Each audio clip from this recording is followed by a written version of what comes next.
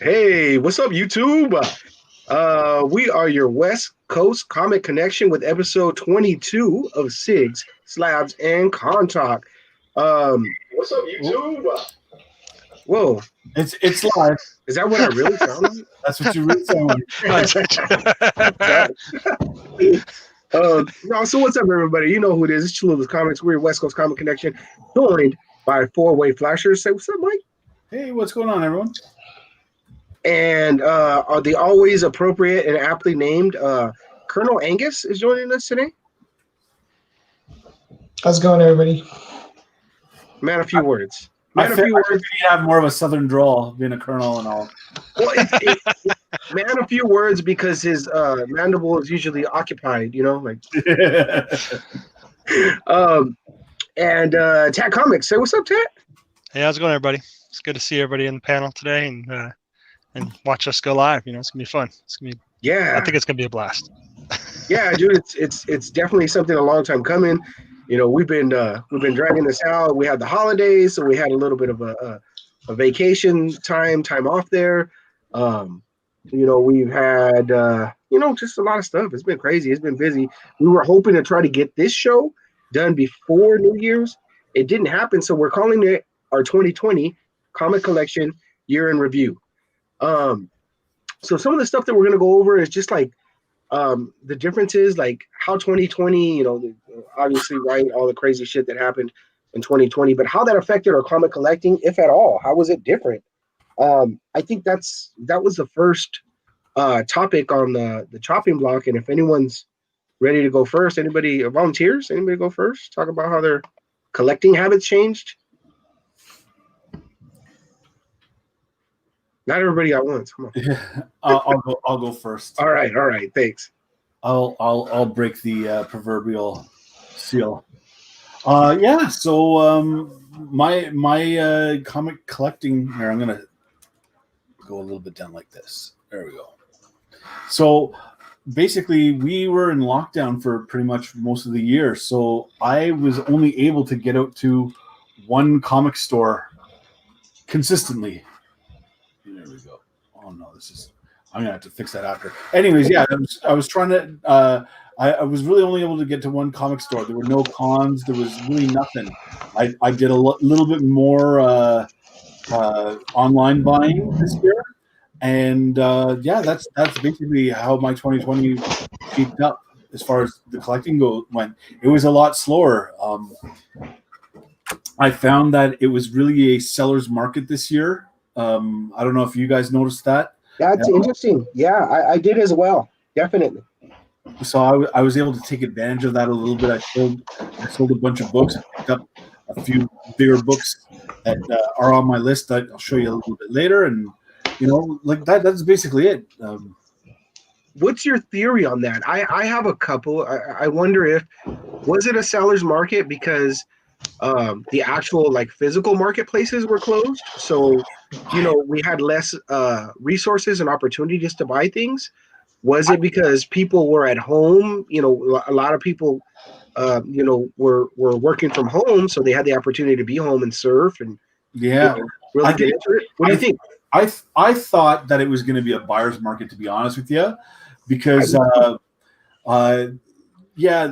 because I figured with people being out of work and whatever, people were going to be like selling off books, you know, just to make ends meet. But yeah, it really turned the other way, and you're probably right. I think people were home and just, you know, they were able to keep or really do a little bit more research of what's hot, what's trending, and get on that really fast. Whereas, you know, a lot of people are only able to be like weekend warriors as far as like their speculation stuff goes. So. Yeah, I mean, I'll tell you, like going into it, I was excited as well too.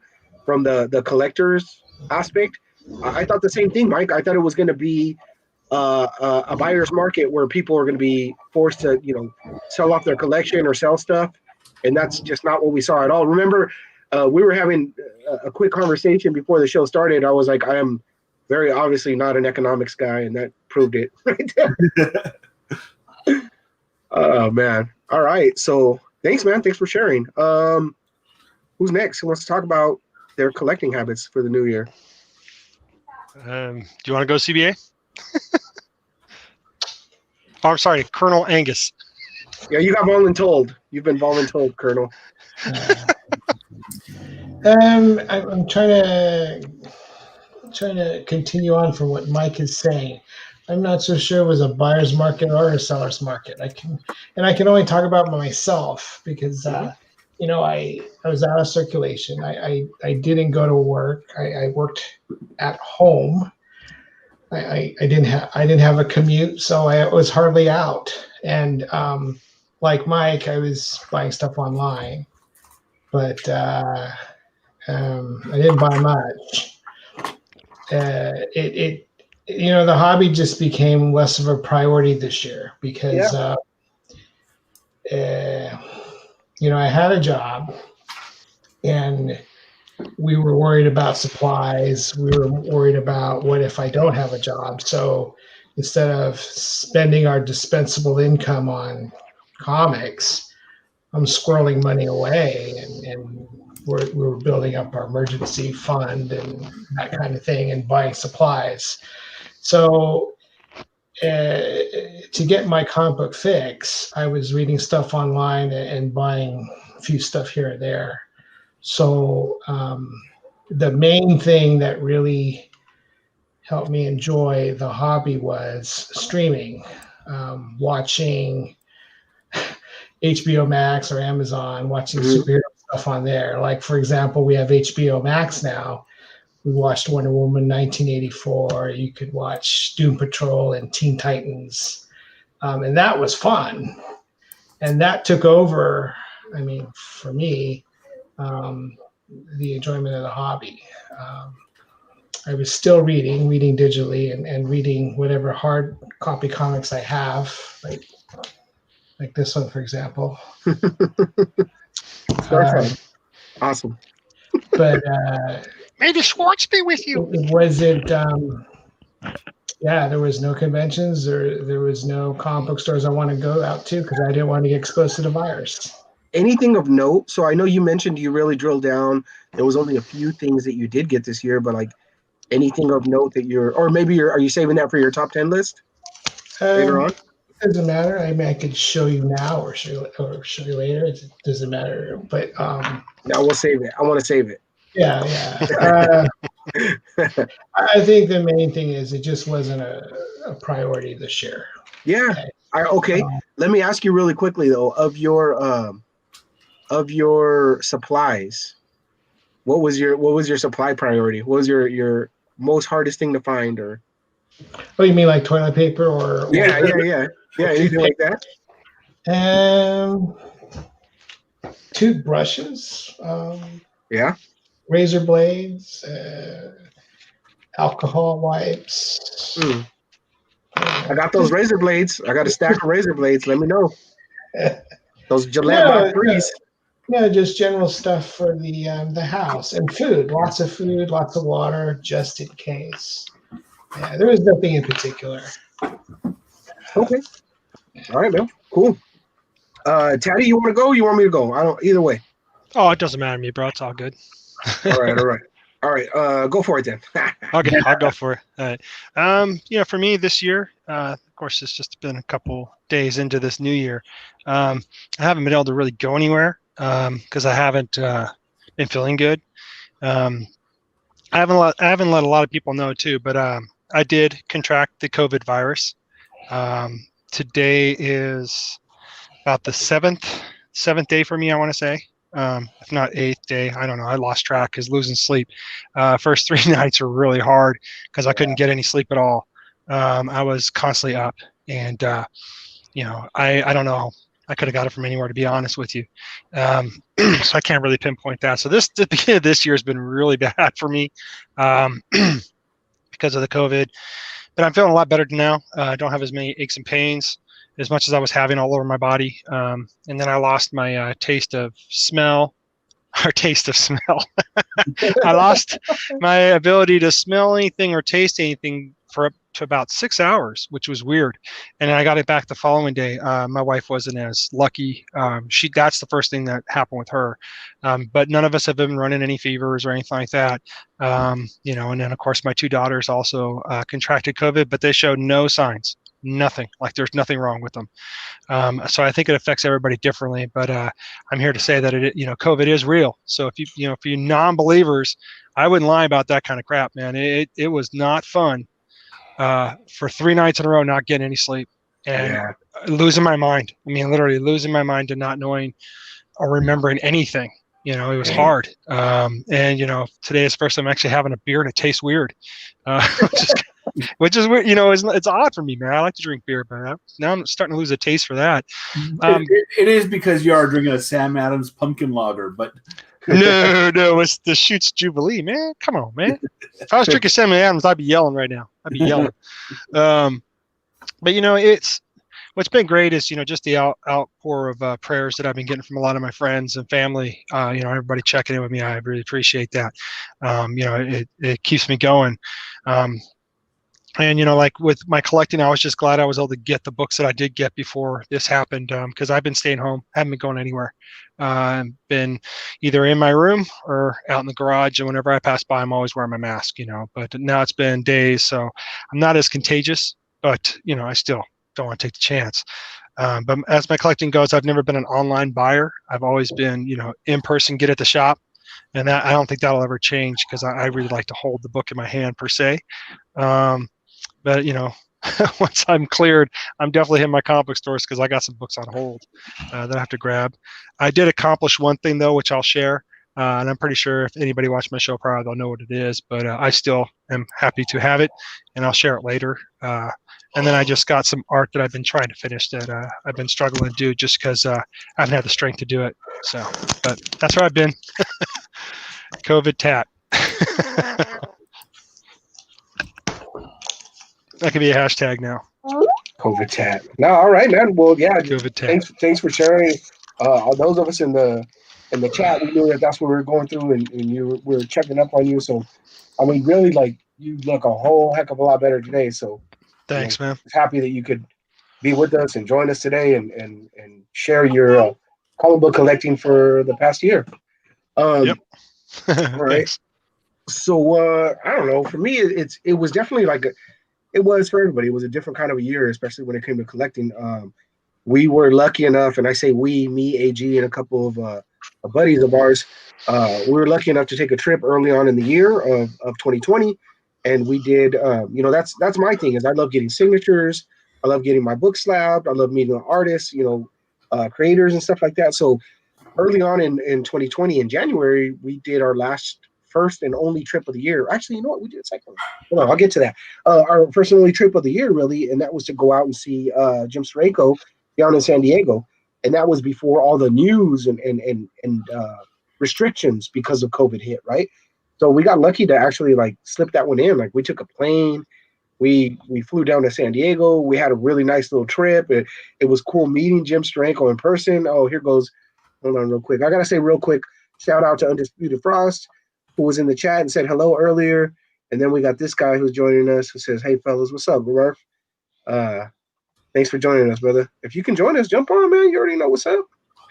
But anyways, yeah, that was cool. So we got that one done and out of the way. And then for the rest of the year, everything changed, with the onset of knowing what was going on with the virus and all that. Comic book shops getting shut down, all the, I had actually geared up, I think in March, we had a local con. I want to say it was, what was the name of that con? It was over in Dublin, Comic Book Aesthete. Did you know about that one? I know about the ones in Concord, Berkeley, and San Jose, but not in Dublin. Maybe it wasn't Dublin. I don't. Walnut Creek. It was out that way. Yeah, I think you're talking about Concord. Okay. East. I don't know what it's called, but they have one in Concord every year. And then I think you wanted to go to it, and they cancel it. Yeah, I wanted to go to it. Frank Cho was supposed to go. Right. That's in Concord. Yeah. Yeah, and he canceled at the last minute, and then they canceled the whole thing at the very last minute. So right. I'm glad I didn't end up going to that one. Yeah. But anyway, like, so it was it was interesting. It was kind of scary. I did a lot more buying online because I didn't go out to all these cons and meet all the artists that I wanted to, and like get to shake hands and get signatures and get my slabs. I focused on some books that I've been looking for a while. I did do a lot of eBay stuff. I did a lot of the other thing that got me that hit me this year, and if AG was here, he'd back me up. It's a lot of these in-house signings. So CGC had in-house signings, and so did CBCS. So I did a lot of those mailaways. We got some good books like knocked off on my checklist. Even though I didn't go out and meet those guys personally, I still got the signatures and I got my book signed. So that was kind of cool too. And that's what changed for me was I either did the mailaways, and actually now because of that this year, I ended up getting my own CGC membership, and I've always had a CBCS membership, and I've done CBCS mailaways. So that's kind of what's changed for me this year. Is a lot more online stuff, and then through the mail stuff. And I don't know, it was cool. What I found cool about it though was the camaraderie. So like, it wasn't just me sending in books. If we were sending in books, it was like me, Murph, AG, and a couple other guys in the chat, like getting all our books together, making sure we got them all cleaned and pressed. Then we're all like, we're all talking about it. Like, hey, what book are you sending in? Like, what color are you getting? Where's your placement? Did you do your window bags and boards? And it was like a whole thing. So even though we couldn't be there in person, like we still had that virtual chat of what we're going to do, what our game plan is, and still sending the books out. And then there's still that anticipation and the weight of like, man, my books are coming. I wonder what grade I'm going to get. What do you think we're going to get? There's still all of that conversation happening in the background. So, that was the way we kind of did it this year. And then Amazing Murphinator says, hey, are you guys talking about Clayton Crane again? It's coming. So just so you know, our next topic of the day, Murph, is what's your 10 top books or 9 top books or whatever from the past year of collecting. I think I have like 10 or 15 Crane books that I'm going to show, bro.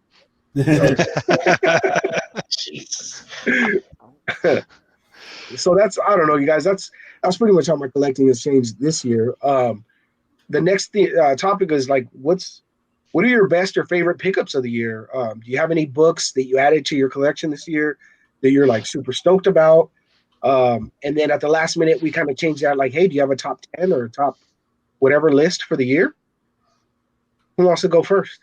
Top 10 for last year or upcoming? For 2020. Yeah, we're doing year in review 2020. So we're looking back. Okay. Yep. And it doesn't have to be a book that was printed that year. It's just like a book you want to get. Yeah, that you got that year.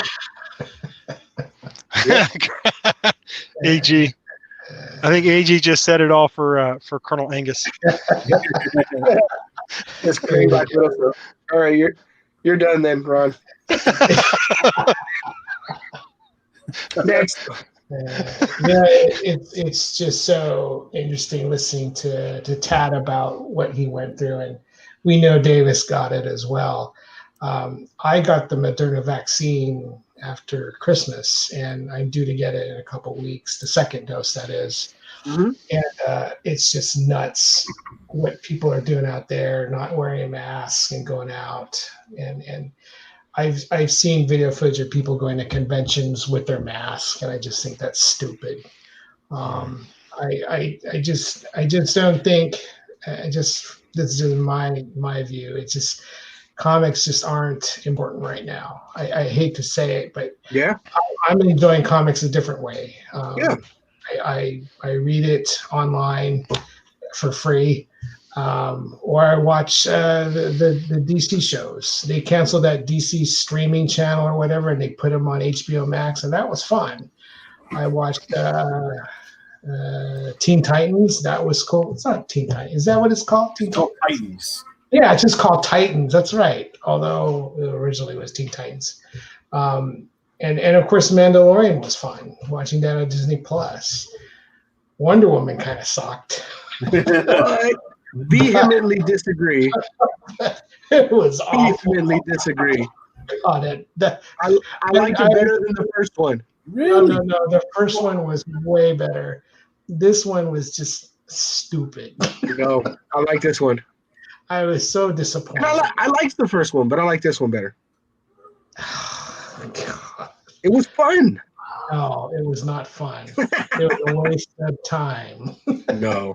I don't think it was a waste of time, but I It don't was a think waste of time. it wasn't a good movie either. No, it wasn't that good. Oh, you didn't. Did you not like it at all, Four-Way? So like you didn't like. You wouldn't watch it again. I probably will watch it again in a couple of years to see if it's still as bad as I thought it was. Uh-huh. I don't know. Like it had good moments in it.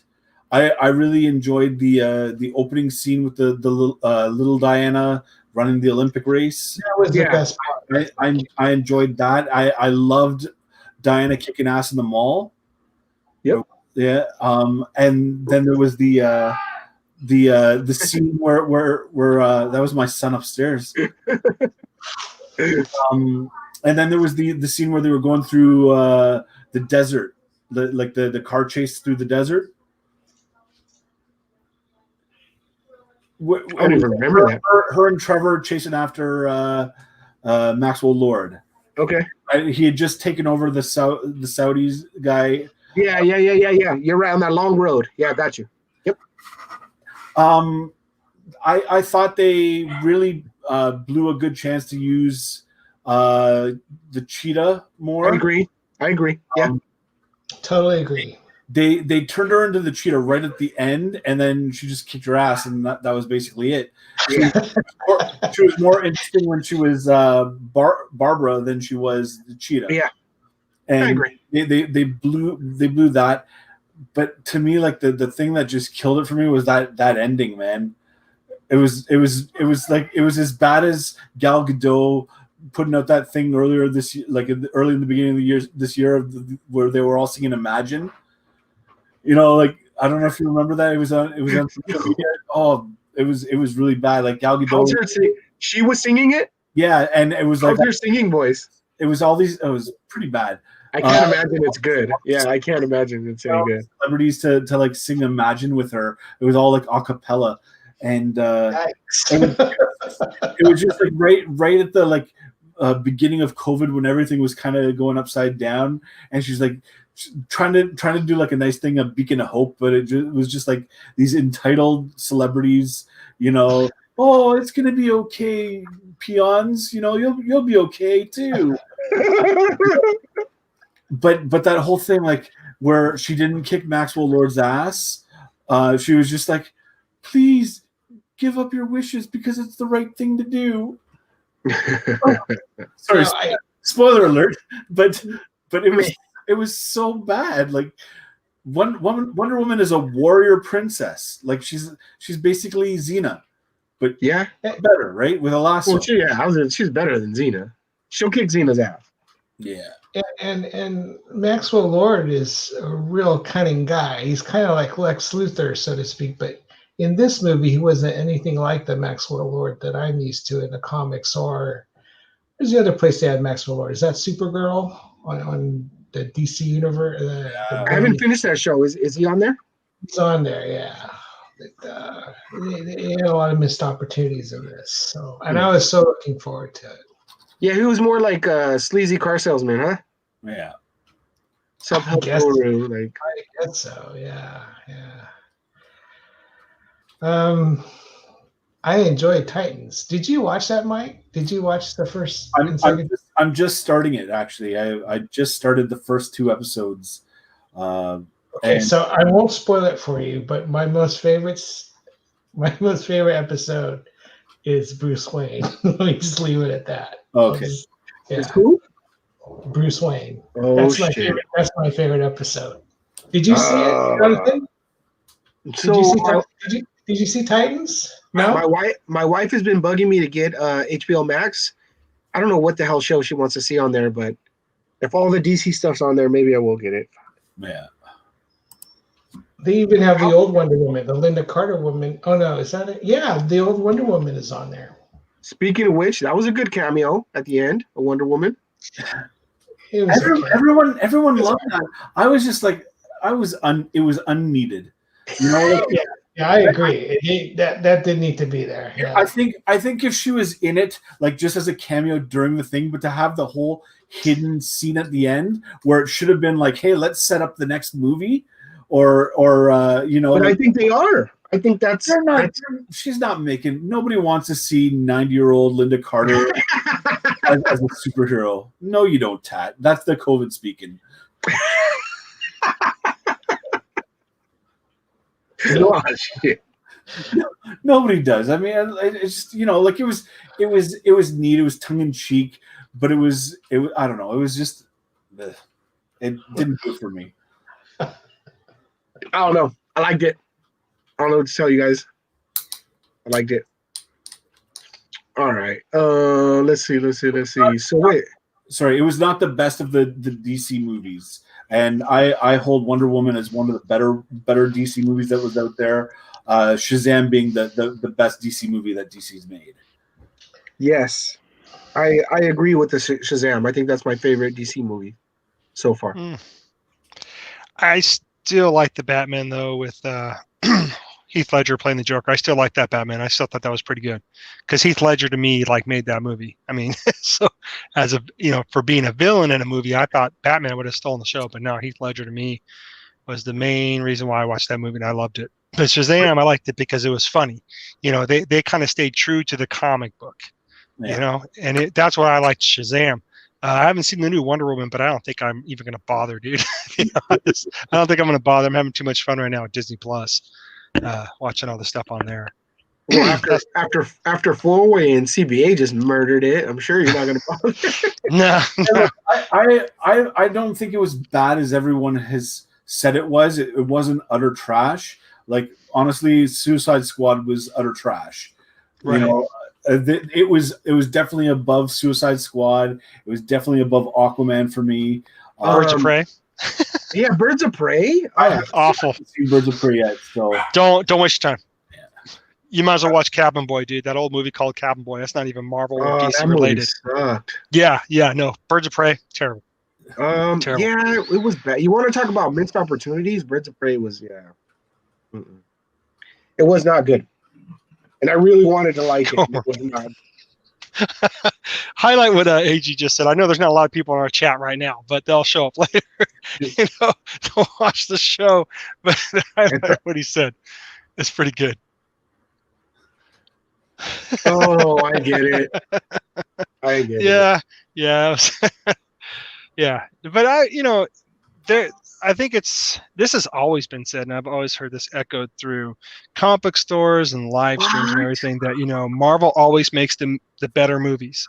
Marvel with movies, they nail it. DC, they do better in their animation stuff than they do in the actual live action films. And then it's kind of a toss up with the animation, between the two. And I kind of been feeling that way for like a long time. I just feel like Marvel just seems to always hit it just right. With their characters and things like that. And I just feel like sometimes DC can be a hit and miss. And, the first Wonder Woman, I really loved it.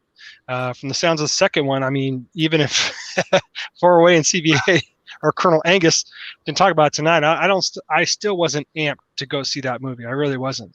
Whatever, Todd. Look, when everything gets back to normal and everybody has their freaking shots and we can start traveling around, I'm going to bring you Wonder Woman, and we're going to watch it together, right? Oh, really? That's what's going to get you to finally come up here? Really? Yeah. Wonder Woman. So you're hoping Wonder Woman will bridge the gap between the COVID. Damn, you better hope that movie's good, because if it's not, I'll be brother, I'll pay for your hotel tonight. Imagine us watching it's going to be great. Oh, really? Okay. We got our own popcorn, though, man. I ain't sharing my popcorn. Well, it depends. Are you? Take it easy. Take it easy. Are you a buttered popcorn guy, or are you a kettle corn guy? I'm kettle corn. Then we might be sharing, because I love kettle corn. What? What do you mean? Four-way? What? Kettle corn is disgusting. Oh, I love kettle corn. If it's done right, I love kettle corn. Dollar store has some pretty nice kettle corn. Now your opinion on Wonder Woman is obsolete for me now. Obsolete. Damn! Don't cross the line with Cholula and really popcorn, bro. Yeah, right. You wish AG would try to sit between us. I know that. Yeah, he'd be holding the popcorn in his lap. I ain't going down, dude. I'll just take off the top. Well, I don't even want that popcorn anymore. Oh shit. Oh man. So we were talking comic books. Yeah, Yeah. we were talking comic books. Somebody brought up Dolly Parton. I mean, what's up?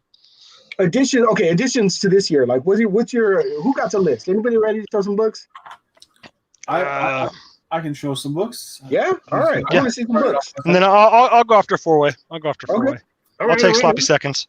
So this year, I actually got a couple of slabs. I'm not a slab guy, but Yeah. I got a couple of slabs. So this was on my list of books that I got this year. Top 10 books. I've wanted this book for a while, and I was happy to get it. And That's a really nice looking copy, Mike. Like, not for nothing, that's a really good looking book. Yeah, I'm surprised it's only a 5.5. I see where some of the issues are, but anyway, yeah, whatever. It looks good. Yeah. I'm holding on to it right now because what I think I'm going to do is down the road I'll just sell it and get a raw copy because I like my books raw. ODB. That's right, man. Maybe I like it raw. Yep. Daddy O bastard. My next book that I got doubled my CGC collection. Now this book kind of has a little bit of a story to it. So I actually did go to a con this year. I lied earlier. I forgot. Back in the summer, they had like everything kind of like eased up. All the restrictions were kind of gone, and they had a brand new Comic-Con in my city, and like we're not a big city by any stretch, so I knew it was going to be a small show. And everybody online, like all the Canadian forums, were like, "Are you gonna go to the show? Are you gonna go to the show?" I wouldn't go to the show if I were you, whatever. And I was like, not a lot of people were going to go because they were still afraid of COVID. Yeah. So I figured I'm gonna go, and if it's too busy, I'll use my judgment or whatever. But so I went there, and I looked around, and I saw this book, and I knew right away I had to have it. So it was nice. Journey into Mystery, number 83. This is the Golden Record reprint, obviously. But it even had like the cool Thor. Oh yeah. Yep. Yeah. Slabs sign on there. And I really like the detail of the Mjolnir's watermark behind Thor. That little watermark. Yeah. That's really cool. And look, I know that I'm probably not going to be getting the actual Journey into Mystery 83. So this is a good placeholder in my collection until I do. So for sure.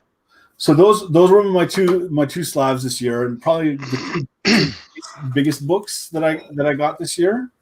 I did grab a couple of signatures this year as well. Nice. They were in my top 10 list as well. So I made a trade with the Uncanny Kyle Waka, and he sent me this Superman number 205 signed by Jim Lee right there. Ooh, nice, dude. I was totally not expecting that. Like he just that was a throw-in. It was a throw-in. That's a throw-in? A throw-in. Yeah. I gotta do more fucking swap for Kyle Walker then. Honest to God, you want to make a trade with Kyle Walker because man, like he throws in some good. I thought I was like doing really well. I was throwing a lot of books that I knew he wanted, but then he threw that in. I was just like, man, I failed. So yeah, trade with Kyle Walker. It'll take you months to get your books, but it's worth it. Quick little side note, just for anybody who's watching and who doesn't know, Uncanny Kyle Walker, like dope ass collector. He's just a really cool dude, first and foremost. Really cool collection. He's a Marvel collector, Uncanny X-Men. He's an X-Men collector. Wolverine, and then Judge Dredd is his close second. Like really cool dude. Check out his channel, Uncanny Kyle Walker. And Doctor Who. Don't forget Doctor Who. Doctor Who. Yeah. So then the next book I've showed this one off so many times before. It's my coverless copy of Marvel Double Feature number 16. But it's Jack Kirby. It's got the two best signatures you can have. Yeah, hell yeah. Yeah, that's fucking beautiful. This might This might be my number one book that I picked up this year. Like, no joke. If I was to rate them, this is in the top 3 of the best books I picked up this year. So yeah, that was a grail off my list. Then the rest of them are just kind of cool books that I AG, just so you know, AG approves. He applauds you. Oh, thank you. I got the first appearance of Ronan. Oh, nice. Oh, right on. Ronan the Accuser. I'm not very much of a Fantastic Four guy, but I know a good book when I sees it, and I pick it up. When I sees it, I like that. The next 2 are, I'm going to go with this one first. Amazing Spider-Man book. I don't have the first Scorpion, so the best thing to get is the second Scorpion. And anytime you can pick up an Amazing Spider-Man book under like 30, pick it up, man. It's a no-brainer. Oh yeah, shit, you got that for under 30. Damn. No, I mean it's under issue number 30. Oh, I thought you're talking about the price. I say 30 for that. Well, I didn't. That's all good. Whatever. It doesn't Yeah, matter. no, it's all good. You got in your collection. That's a sweet book. Yeah. And then I traded with Kyle Walker again this year. 2 trades in 1 year, and this was the big boy book that we traded for. So the first Gwen Stacy, first Norman Osborn. Mm-hmm. He got X-Men number 7, which he needed for his collection. I believe he's only like four books away from completing the entire run of X-Men. So Yeah. I knew he needed that book more than I did, so I traded it to him. This next book that I'm going to show was the very last book of 2020 that I picked up. I bought it off of Gene Pauly's Peter, and that would be Action Comics number 112. I call it the 112th appearance of Superman. Yep. That's a good call. It's not very good. It's going to need a lot of work and attention. But I know a guy who does some pressing. So Yeah, it presents really well, though. I mean, honestly, it looks good. I think if I hit the light off of it, I don't know where that like you can see that there's creases in there. It's got its issues. But you know what? I don't have very many Golden Age books, and for the price that I got for, I figured I needed this in my collection. So yeah. And for 112th appearance, like that's really considering it's over 1,000, right? In comics. But then you did get that from somebody in the community that's reputable. You know what I'm saying? You got it from a good guy. You know what I'm saying? Absolutely. So you know the book was going to be in good condition, or as best condition it could possibly be in. So my last book I'm going to go. I know that CBA has been waiting for this one. Oh my God, I've been trying to talk and my mic has been muted for so long. Sorry, guys. Real quick, I was just going to ask you, Mike, so what's the pronunciation of that guy? Mixelpistlik? What? Mixelplex. Mixelplex? When I was little, before, like I remember I used to collect the DC cards when I was a kid. Yep. And I had the whole set, I remember, and I used to pronounce it Mr. McXistapulk. Oh God. I was in 3rd grade, Tat, all right? No Mr. excuses. McXistapulk. You're clearly too young to remember the Challenge of the Super Friends, which was a Saturday morning cartoon staple. I'm sure CBA and Tat watched it. Yes, I watched. Yes, and I watched it. They pronounced it Mixelplex. So that's Mixelplex. All right, good to know. So the last book of the year is probably in my top 3 again as well. I saw it sitting in the case. It had just come in, and I said to my comic store guy, I said, "How much credit do I have?" And I'm sorry. how much I did, and it clearly wasn't enough for the book that I wanted. I said, "Look, I've got about 20 books that I was just about to list on eBay. I'm going to bring them in. You pick what you want from those, and we'll make the trade." And he said, "Sure." Took me 16 books, but I got Tales of Suspense number 52. That was it was a big book to get this year, right before all the craziness happened. First appearance of the Black Widow. Yeah. I'm not so sure why you got that book, though. I still don't know why. I know you're a Marvel fan, but I don't see you as a Black Widow fan. So Um, what made you gravitate to that? What was it? Three reasons. All right. So number one, my collection this year is has been mainly focused on picking up Marvel Silver Age books. Mm-hmm. Yeah. It's not with a few exceptions. You can see on the wall there's like the three Jokers up there, and Mm-hmm. and you know, like there's some books that I wanted to read, some books that I thought had cool covers, but mainly I've been collecting Marvel Silver Age books, 12 centers to be exact, and I'm just looking at my checklist right here. I'm 325 of 791 books completed. So anytime I can pick up a key issue for a decent price, I'm gonna do it.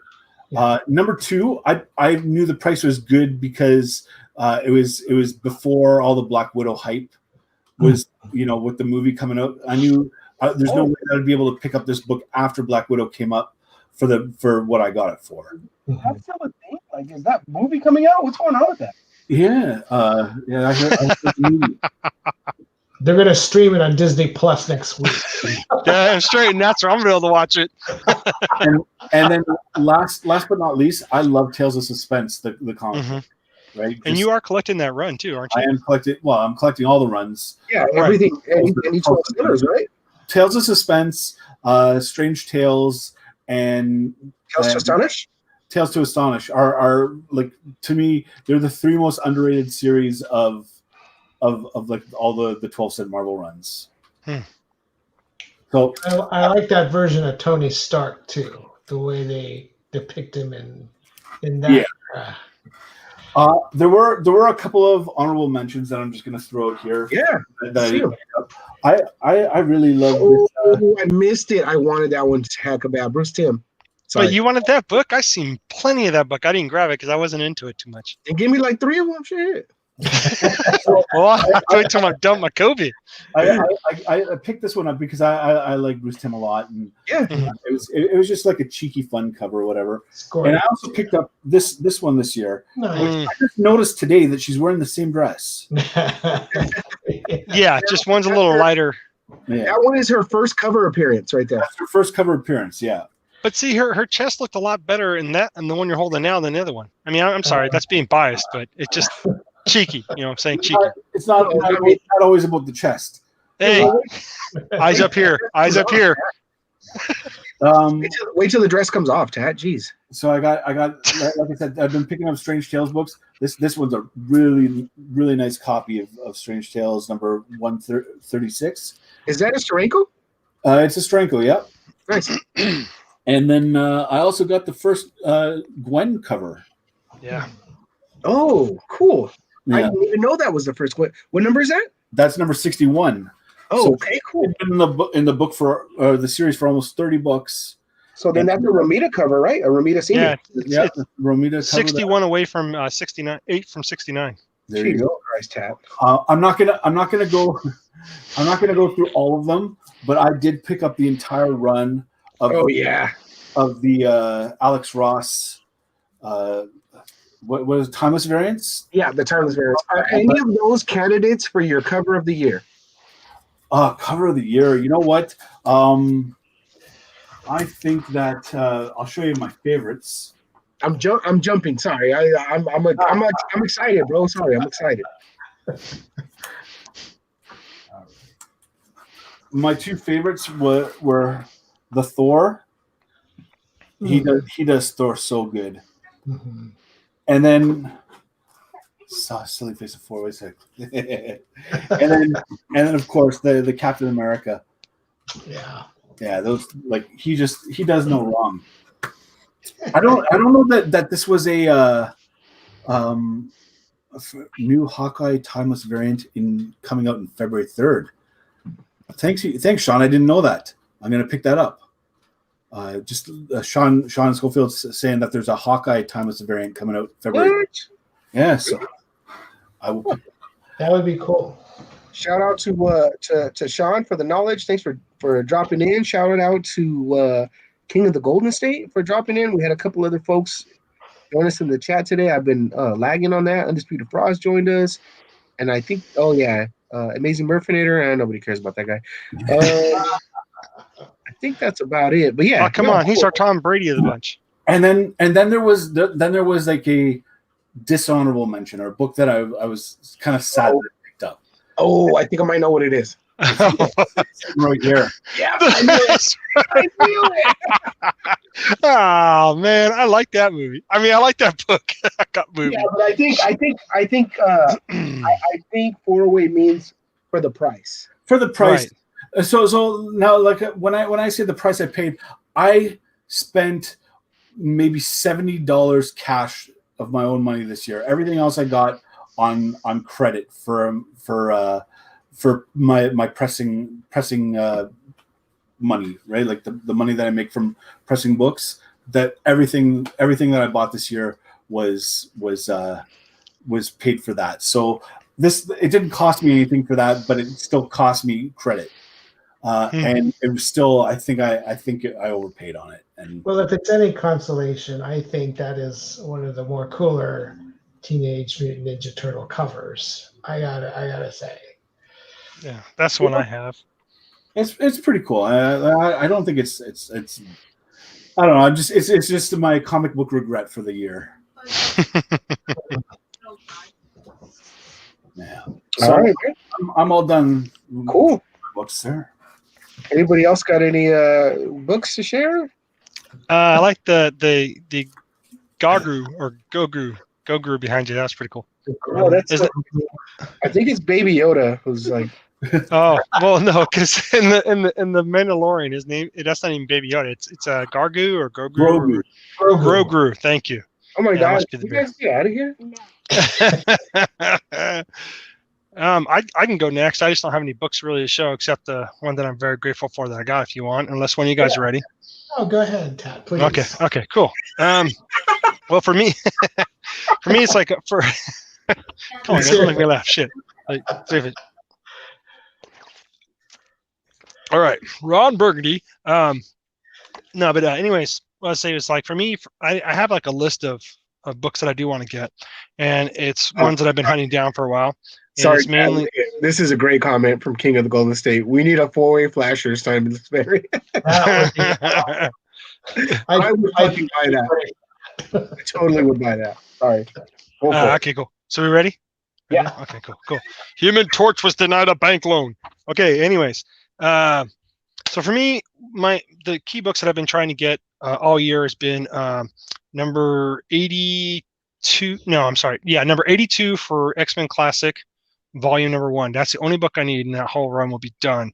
And then another book that I've been hunting down that's on my wish list is Transformers number. What is it? Oh God, I think it's like number 54. I need that one, and then I'll have the whole thing completed for the Transformers Volume 1. And then I was hunting down just other books that I need to complete runs for because my list ranges really far. I mean, I don't go just to buy 1 or 2 books. I buy a shitload of books. But the one book, you know, I've just been paying on for like a long time. Everybody's heard me say it every freaking time I do a video talking about this one book, you know, and I already had a copy of it, of Hulk 181, you know. This was the first one that I bought back in the day. You know, saved all my nickels, all my dimes, cashed in, you know, recyclables and everything like that to pay this bad boy off, trade in books, whatever I could to this store, and they were taking it and putting toward credit. And then the second copy that I got right here, it's a little bit vibrant, more better colors on the cover. It presents a little bit better than my first copy. And this one's actually got white pages, and they're both complete with the stamps. So for me, this is what completed the year for me for 2020, was getting my second copy of Hulk 181.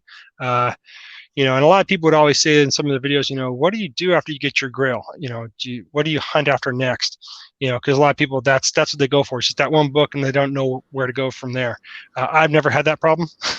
For me, I've always been looking for the next thing besides the first thing. And that's why I say, like, for me, it's been trying to get the Transformers run completed, trying to get the X-Men Classic Volume number 1 done. I got X Factor done, which is great. I also got Web of Spider-Man done, thanks to my brother AG. He got me the last book that I needed, and then a couple other friends down the road that helped me get some of those books that I needed to get that run going, which was RC3 Art and Mr. Rigor Mortis, and I believe Davis Comic Find sent me a few. The funniest thing was the one book that I needed the most. My brother got it for me, just bought it online for me, which is great, sent it to me, and then lo and behold, like I'm not kidding you, about maybe 2-3 weeks later, I found the same book, but I found the I guess you would call it the variant cover to it, just because there was little differences in the barcode there. But I found that one. I found it for $1, so yay for me. So that whole run is done. I got that completed. So for me, it was just this for 2020 was trying to complete those runs that I hadn't completed as of yet, and and then get that Hulk 181. For me, that was my bad boy right there. That was the main go-getter. And my wife went with me when I went to pay it off. I used whatever Christmas money I got from my mom, which was awesome. Thank you, Mom. I used that to go get my other copy and just paid it off. Walked in there, paid it off, got a couple other books. So the next book that's going to be my grail is getting the second appearance of Juggernaut. I want to go get that book paid off and have it in my collection. So I have the first and second appearance of Juggernaut. So. Tat, let me tell you that you got a fan in here who definitely watches your shows because he says, "Congrats, Tat. That's a lot of Mike's Hard Lemonade bottles that you turned in there." yes, I was on a Mike Hard Lemonade kick there for a while. I just can't drink the harder, the more darker beers during the summer. I found out that just makes me really sick. So I have to drink, the goofy shit. I don't care. Whatever gives me a quick little buzz, I'm happy for. But yeah, no, he's right. It was a lot of that and a lot of water. We drink water in my house, man. There's just no end to that. But, and then, like I said, hopefully this year, by the end of the year, I'll have my X-Men number 13. Have that in my have that in my box, and I got to send these to you, Cholula, so you can. I don't mind showing these. I love showing these. I got to send these bad boys to you, Cholula, so you can clean and press them. Your magic. Oh yeah, dude, I trust you, man. I know I'm not just giving these to anybody, and I trust you, man. I really do. You're a brother and family to me, so and I do the same thing to Four-Way, but got to be more expensive to send these to Canada. But I would send them. I'd even send them to him. That's how much I trust you guys. And definitely going to get them both graded. And I don't mind because I do have the reprint of that book. I have 2 copies of the reprint of that book. I even have the, what does he call it? The facility, whatever the hell you want to call it. Thank you. You said it easier than me. I have that. So if I ever want to read it, I can do it that way. I just really want to preserve these as best I can. So someday, if I ever pass it down to my kids, I can. And they'll have the best, preserve besides a top loader to really, house these for them. So I'm very stoked. I'm almost tempted to tell you to wait because me and AG have a prediction.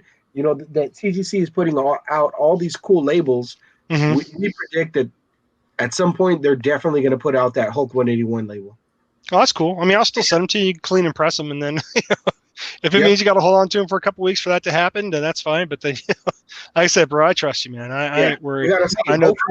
Hopefully they drop that label because they'll just make so much money off that label. I think they will, Yeah. I'm not too worried about those labels. I mean, it does make it look nice. Don't get me wrong, but for me, I'm more about preserving the book. If I can get a fancy little label on that's awesome. But other than that, I'm more about just preserving a book like that. So, I can have it forever and it'll hopefully keep it nice. Because if I didn't have the reprints of that, I would at least keep one of them unslabbed. But since I got reprints, I don't mind. I'll keep them. I'll slab those 2 and just read my reprint. Thumb the shit out of that motherfucker. Can I ask you a quick question about what's it going to cost to get that graded? Because I don't really send my books in. It's considered a modern book, right? Because it's after 75. But they do it by price after that, right? Yeah, I mean, for this one, they would definitely consider it to be an older book. This wouldn't cost me like it would be for like a newer book, which is about $20, Chula, right? It's like $20 for like a newer book. I think it's like $18 plus shipping. Yeah, right. So something like this, I don't know. They might charge me about maybe 40. Maybe. What up, Sith Lordly? Thanks for joining the chat, brother. What's up? What's up, Sith Lordly? When they charge like 40. Yeah, probably about. But the only thing is, like, they do so. Fourway's right. Like after a certain value, if the book like goes up in value, they start charging you a percentage on that. Right. I've never hit it. I actually sent in my my Hulk 181, like, and all that stuff. But luckily, so this sounds dumb to say, but luckily CGC fucked up one of my orders. And because they fucked up one of my orders, I reached out to one of their reps, Brittany McManus. And she's actually really cool. She's really like very much like customer service oriented. She's very nice. Mhm. And she was like, "Hey, sorry they messed up your order." And it was like 10 books. And what had happened was all the books that they slabbed for me, during shipping, something happened and the books shifted and all fell to the very bottom of the slab. So much so that you could see scuff marks on the slab from where it was into where Right. it fell. It was crazy. And so I was pissed. But she was cool. She was like, "Hey, send them back. We'll re-slab them. We'll reholder them. Sorry about the mix-up. And on top of that, like, send me a couple other books and we'll get them slabbed for you for free." Oh, and I was damn. like, yeah. And I was like, "All right, cool." I go, "Hey, listen, I hate to like infringe on your like good-natured like you're helping me out here." Right. So, but the next two books that I was gonna slab, I just got my 180, 181, and 182, right? I was like, "Listen, Yeah. you told me 2 books. I'm gonna send you 3. I'll pay for the third one, and tell me if there's a difference, like, because I know they're more higher value books." She was like, "Don't even worry about it. Just send me all 3." So I ended up getting all 3 of mine slabbed, all those 3 slabbed for free. So that was just kind of like luck, like dumb luck, happenstance. So Mhm. I couldn't tell you, like, because definitely I believe that if I would have sent those books in for what they graded, my 181 came back at 9.0. Right. I think they would have hit me with like an extra service charge that it Right. went over like a threshold of like amount of money. But I've never been in the situation, so I don't know. Well, I guess we're both going to find out because you have to tell me the price and I have to tell you the money. Well, yeah, yes and no, because worst case scenario is like that's the way CGC does it. However, if we go the CBCS route, it's a flat fee, period. Like, Well, I like CBCS. I mean, I know AG is all about CGC, and I got my Stanleys done in CGC. But for me, I like both companies. But yeah, CBCS for me has always been the one that I've always seen represented at the Comic Cons that I go to up in Portland. You know what I mean? And I know one of the representatives there really well because, lo and behold, he knows my Uncle Randy. Him and Uncle Randy, they go hang out. They go to jazz bars and all that kind of stuff. So is that's it cool. Trout? Huh? Trout? Uh, Mike Trout? I think so. Doesn't he have No, like not silver? Mike. Not Mike. Mike's the freaking baseball player. Well, the guy I'm thinking about, he has like a white beard. I haven't said his name in a long time. He has a beard not like mine, but not as long. He's an older guy, a Yep. little heavy set. Wears glasses. He has a ponytail. I think he's Yep. a school teacher. Yeah. I worked with that guy. He's a good dude. I know who he is. His last name is Trout. Okay, yeah, because he's the guy that I've always gone to with CBCS up there, and he's totally cool. Whenever I said about Randy, he's like, "Hey, I know Randy, so if you get any books signed by him, I know what his signature looks like if I can't make it there, because they get swamped." So then a couple times he'd come at me and he'd be sitting back just shooting the crap with Randy, and it'd be hilarious to hear these stories that I'm getting books signed, and then he'd only charge me for maybe just a few of them, because he knew it was Randy, he was trying to cut me a deal too at the same time. But yeah, he's an awesome dude. And that was the guy I was going through. So for me, I would say, whatever one. I'm not worried, really, honestly. CBCS to me they've always been good to me, getting my books back to me. And like I really like going with CBCS only because I'm my own witness. So when I go to cons, like I don't have to wait on a freaking CGC witness and go through all that BS. Like I really enjoy just like going to go do my thug in the con. Like I'm at my own timeline. Like I don't have to wait on anybody. And then when I'm done, I just turn my books in. But let me tell you that, you guys might know this already, but they switched their slab this year. Their slab is pretty badass now. Maybe the label has a little bit more work to do to like reach up to the par that CGC's at. But damn, man, the new CBCS slabs are really nice. So much so that your brother, the CGC guy, was like, "Hey, this is a really nice slab." Like when I gave him his Clayton Crane books, he was impressed. He was like, "This is good. This is sturdy." Like I really like. He was impressed. He liked it. I think we should change this to Creighton Crane. You know what I'm saying? Because there's 2 C's in there. You know what I'm saying? Because we go by West Coast Comic Connection. Just say it's West Clayton Crane Connection. Yep. I understand why these guys talk about us always talking about Clayton Crane. It's like, damn. But it's cool though. I never met the man, But now it just makes me want to meet him even more. It's cool. Take us some Black Widow books, whatever. I'm telling you. Shoot. I got a nod from CBA, so I think he wants to go next. Yeah, what's up, CBA? You ready? Got some books? No, So, he's so quiet. What topic were we on again? I'm sorry. Jesus Christ. What books did you add to your collection in 2020 that you're proud of, that you like? What's your top list in 2020? I guess I'll start with this one. This was my favorite read of the year. Hey, Ron the Future, how's it going? Batman Adventures. Did this come out this year or last year? Yes, it did.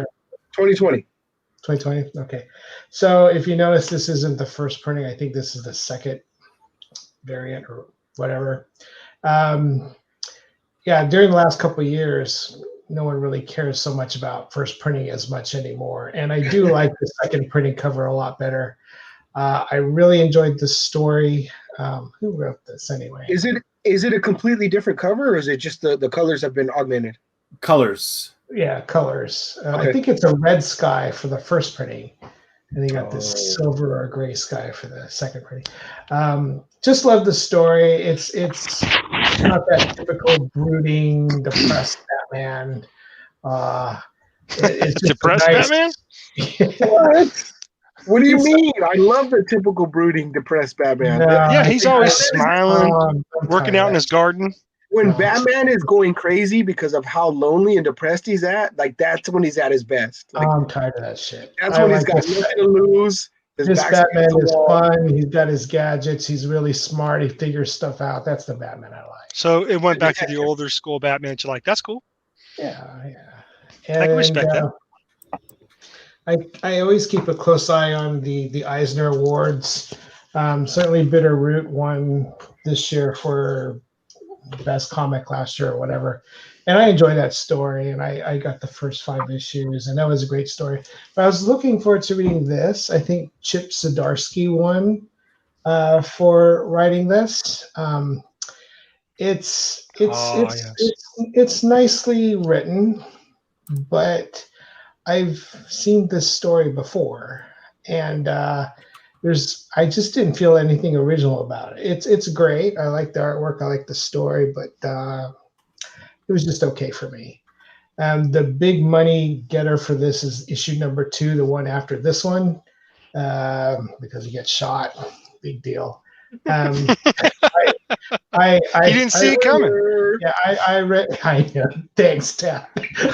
I read both issues, and it's just okay. I didn't care much for it. Hey, he's my favorite character, but I will pick on him every once in a while. I did get some Daredevils from Vin Crew. This, I think, is the first appearance of is it Bloody Mary or Typhoid Mary or one of those? Typhoid Mary. Virgin Mary, and then I got this. Nice. I've been wanting to get these Alex Maleev and Brian Michael Bendis run. This is Vin Crew. I got this one only because it has that letter to the editor written by Old Man Gamers. Yeah, this is the one that's in there. I wanted to get this. Oh, cool. They also did the TV show. Yeah, they also did the TV show that they were doing. They took part of the script out of that book to do that, the Born Again part. But yeah, Old Man Gamer Chris, man, yeah, his letters in there. All right, good find, bro. And of course, I had to get a Daredevil with his girlfriend, my girlfriend, your girlfriend, everybody's girlfriend. Oh heck yeah, man! It's just gorgeous. So shout out to Vin Crew for giving up to me. We have a ton right now. Cool. See, I knew I liked you, CBA. I'm sorry, Colonel Angus. I knew I liked you, Colonel Angus, because you collect around the same books I do, man. Nice.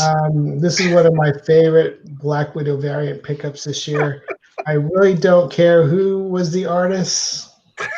It just looks great. And, this is my favorite cover of the year. This is a very expensive Black Widow variant. It just looks gorgeous. And nice. I have no regrets about how much money I spent. I might get the slab. I don't know. I might not. I don't know. It just looks fine raw to me. No, it looks good to me. I like that cover. ODB? So That's almost the same colors I chose to do your shout out board with the grays and blacks and just a little bit of red. I like that. Yeah. I like so this. yeah, I got a lot of Black Widow stuff this year, but these are probably my favorites. No, that is a nice cover, bro. Seriously, I like it myself. Kind of makes me think of that George Perez, the famous one for Marvel Fanfare, almost in the same pose, She's just not holding somebody down the other end, but it's pretty much almost the same pose. And the you cover really, is simple too. It's just there in the lettering. Absolutely, I like it. Absolutely, AG. CBA is living, baby. That's right.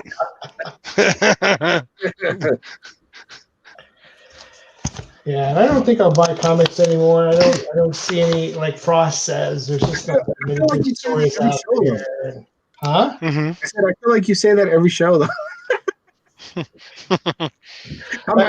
my New Year's resolution for 2021. I'm not going to get any comics. Yeah, he's just going to buy the ones that will bring him enjoyment, and there's nothing wrong with that. I'm not going to buy anything. Really? And my Okay. plan is to go to Mike's convention in Canada in 2022. That's my goal. All right. Well, hey, let me hide in your luggage, bro. I hold up good. Certainly, if everything's under control and the borders open, I think 2022 in the summer. It's in August, isn't it, Mike? Yes, it is. Fan Expo. Fan Expo, yeah. Huh. Okay. That would be dope. That's my target date. Nice. All right. You make sure you hit me up, and I'll meet you there. Definitely. All right. Cool. Good stuff. Good stuff. Who's next? You next, bro. I think it's you, Jonathan. All right. Colonel Angus. Let's see. Okay. Okay. Top books of the year. I'm gonna just jump into it. First and foremost is Marvel and DC Present, featuring X-Men and the Teen Titans. And so you want to talk about a mail away? I mailed this one into a CGC in-house signing. So I got both Walt and Louise Simonson on this book.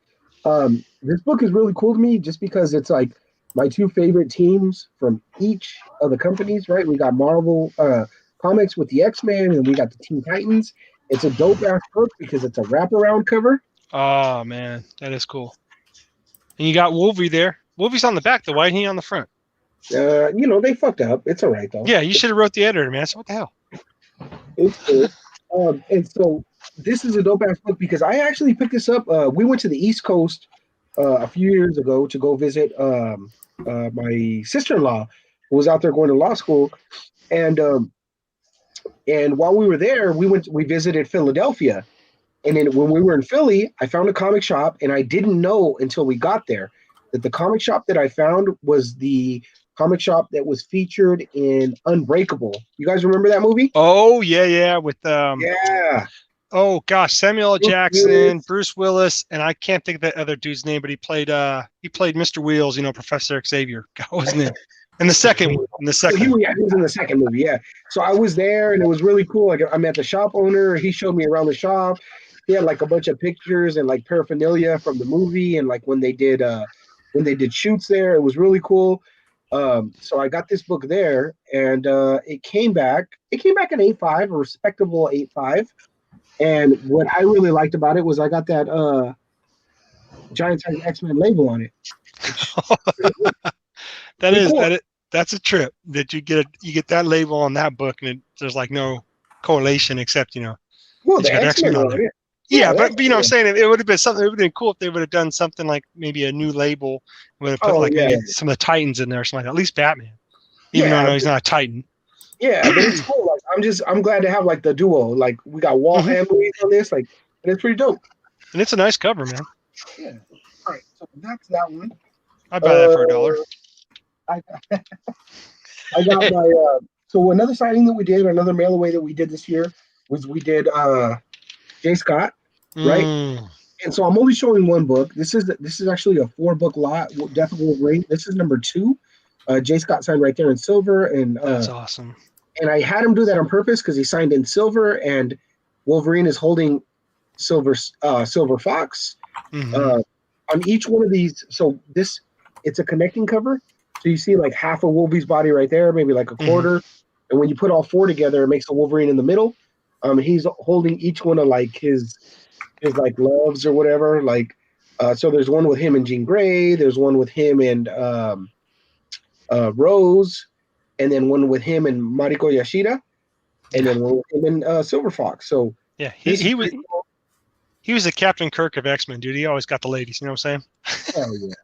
And this one came back in '98, and it's got the movie label on it. So super pumped That's about it. cool. Okay, now I know what you're getting by about those little labels. Now I think getting the Hulk 181 would look nice. I'm Shit. telling you, like it would look dope. Okay, Mhm. and now for Murph's favorite topic of the day, we got our Clayton Crane. This is X-Force number what? 23. Yeah, 23. And it's got there it Celine. is. It's got Celine. You know what? If I have to say like one thing that I want to start collecting is like books that have like full moons on them, and I got a few of them. Like I think it just looks really cool when they do that. Like, what is it? I think Cap 110 or one. Which one's the death of Captain America? Where Bucky's like sitting at the memorial in the grave. Oh God! I have that book, but I have the reprint of that book. 118, I think. What is it? Hold on, let me see. Captain America. I get what you're saying, though. Well, I Mike hear looked just- that up. Yeah, I just like the ones that like have a full moon in the background. Like I think it's Yeah. cool. So this one came back in '94, signed by Clayton Crane, and just so you know, this is a movie poster variant of Underworld. Captain America 113. Thank you. Yes, that's a dope ass one. Well, I like what you're saying though, because like a lot of those movie poster covers that they're doing there for a while with the DC books, you Yep. know, because that's where I first saw it, and then I saw Marvel was doing it too. I'm like, oh crap, because that cover there, dude, I love that cover you got. Underworld's for one of my favorites. All right, so here's an eBay purchase. So not an exciting story behind this one, but it's just a book that I was tracking down forever. Wolverine Origins number 10. This is the third claw variant. So there's a bunch of these where it's just like two claws and Dak. So this is the first appearance of Dakin. And Dakin, as everybody knows, has three claws because one comes out of his. Yeah, it's And, on the opposite side of his forearm. Yeah, and I picked it up, and it's a 9.4, and it's not bad. I picked it up for a good price off eBay. Why not? That's his Pharaoh look, Sith Lordy. That's his Pharaoh look. Next, I got one of my favorite characters ever, Ultimate Fallout number 4, first appearance of Miles Morales, signed by Bagley, and I got a little remark there by Bagley as well. Came back in 9.4 with the Spidey label. Why not? I'm very tempted to send this back in to get it regraded because now they have the Miles Morales label. I might do it. It looks really cool. I might do it. All right. Next, speaking of Captain America number 110, signed by Jim Steranko. Nice. And I got a little Hulk label on there. Well, technically, we sent this next book out in 2019. However, it was signed on January 17th of 2020. Nice. Oh, God. By ASM 300, 9.6, signed by Todd McFarlane down here. Godfather. I've heard of that guy. Yeah, he's been around for a little bit, I think. Yeah, he created Spawn. It's my favorite. That's one of my other favorite characters. Incredible Hulk Annual, number 1. Signed by Steranko right here in purple. Came back at 9.5, and I got the same matching label. You see that? Mm-hmm. So that's what I mean. Like, Tat, if you got your 181 slab with that 181 label, which isn't out yet, I'm only speculating that it's going to come out. Right. I think it would look nice. I think it would too. It looks cool. And you know that if they didn't think about it now, they just heard about it, they're going to do it because anytime that they can get you to re-slab your book, oh, for sure, do that. Oh, for sure. No, they don't do that. Come on, guys. All right. My next book, like this, you guys, I know it's not like the super high grade copy, but I think I might get like a little nod from Fourway, like in that I got a really good price in this book. Show it. What's in the box? Silver Surfer, number 4. Like this is a book that the first time I met Stan Lee, I was looking for a book for him to sign. And it was between this book, not this exact copy, but this book and an ASM number 50. And I ended up going with ASM 50, but I always wished I had a copy. Like, I wished I had enough money to get them both, pretty much. Right. Is what I wish. Right. So that was, I don't know, maybe 11 years ago when I first met Stan. Mm-hmm. And so to pick this book up this year at the price that I got it for, and I know it says it's a 3.0. What really kills it is all this pen marks in the back of somebody doing some mathematics, arithmetics on the back for some reason. They use it as a scratch paper, but I don't even care. Like, this front cover, the colors pop. Like, there's very few spine ticks. There's very few, like, this is a good looking book, and I'm really happy and proud to have it in my collection. Was their addition at least right, or they calculated wrong? I don't know. I didn't even bother with it. I'm looking that could be a sales point. You know what I'm saying? That could be a sales point. You can be like, that could have been Stan Lee. It looks like somebody was doing their bills and they just Dude, that could have been Jack Kirby, man.